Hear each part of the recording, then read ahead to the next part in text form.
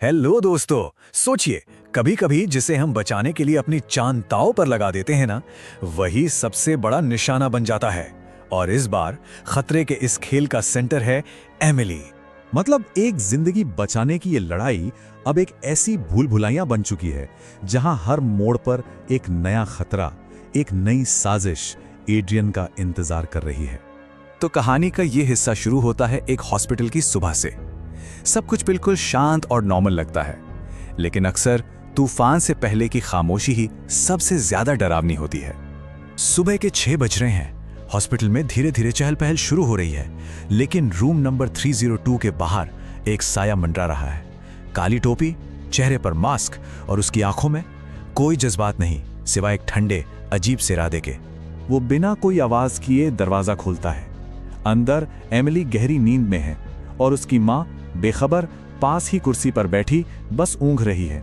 उसे अंदाजा भी नहीं कि खतरा कितना करीब आ चुका है। वो आदमी चुपके से आगे बढ़ता है और अपनी जेब से एक इंजेक्शन निकालता है। उसके इरादे उसके शब्दों में बिल्कुल साफ है। जब वो फुसफुसाता है, एक छोटी सी डोज और सब खत्म। लेकिन जैसे ही वो इंजेक्शन आगे बढ़ाता है, उस खामोशी को चीरती हुई एक तेज आवाज गूंजती है, रुको। और बस इसी एक आवाज के साथ शुरू होता है एक बेहद खतरनाक टकराव। एक ऐसा दांव जहां एक भी गलत कदम किसी की जान की कीमत पर चुकाना पड़ेगा। दरवाजे पर एड्रियन खड़ा है। हाँ, वो बुरी तरह से जख्मी है, लेकिन उसके इरादे वो बिल्कुल मजबूत हैं।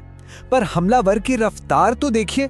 वो पलक झपकते ही एमिली की मां को अपनी गिरफ्त में ले लेता है और उनके सर पर बंदूक तान देता है। अब बाजी पूरी तरह से पलट चुकी है।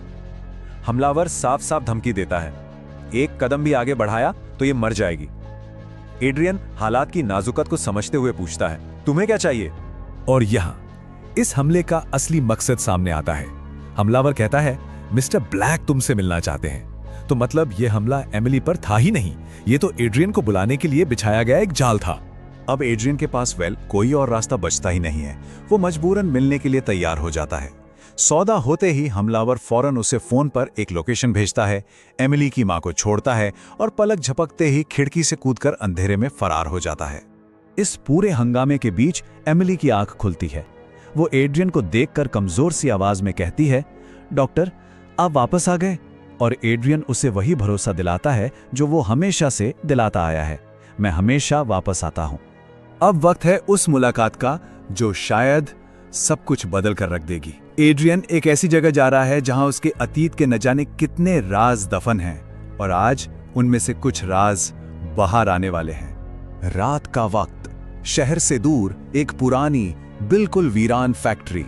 हवा में सिर्फ धूल और एक अजीब सी खामोशी घुली हुई है। ये डरावना माहौल आने वाले किसी बड़े तूफान का संकेत दे रहा है।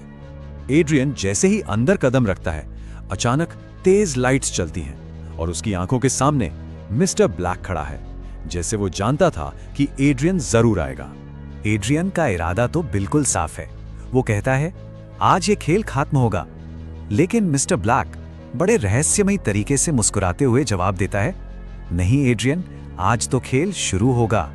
आज तुम्हें वो सच पता चलेगा जिसे तुम ढूंढ रहे हो। और यहीं से कहानी का सबसे बड़ा शॉकिंग मोड़ आता है। एक ऐसा खुलासा जिसकी एड्रियन ने अपने बुरे सपनों में भी कल्पना नहीं की होगी। मिस्टर ब्लैक एक बड़ी सी स्क्रीन ऑन करता है। उस पर एक वीडियो चलना शुरू होता है। एड्रियन की नजरें स्क्रीन पर टिकी हैं और अगले ही पल वो अपनी जगह पर जैसे जम सा जाता है। उसे अपनी आंखों पर यकीन नहीं हो रहा। स्क्रीन पर एक औरत का चेहरा है, एक ऐसा चेहरा जिसे एड्रियन सालों से मरा हुआ समझता था। एक चेहरा जो उसकी यादों में धुंधला पड़ चुका था। वो जिंदा है? एड्रियन के मुंह से बस एक लफ्ज निकलता है, एक सवाल की तरह, एक हैरान कर देने वाली फुसफुसाहट में, मां। और मिस्टर ब्लैक बड़ी शांति से उस सच को सामने रखता है जो एड्रियन की पूरी दुनिया को झकझोर कर रख देता है। वो कहता है, तुम्हारी मां कभी मरी ही नहीं। तो अब सबसे बड़ा सवाल यह है कि क्या यह सच है? क्या एड्रियन की मां सच में जिंदा है, या ये मिस्टर ब्लैक की कोई और भयानक चाल है? और अगर यह सच है तो वो इतने सालों तक कहां थी और क्यों? इन सभी सवालों के जवाब वो हमें मिलेंगे कहानी के अगले हिस्से में,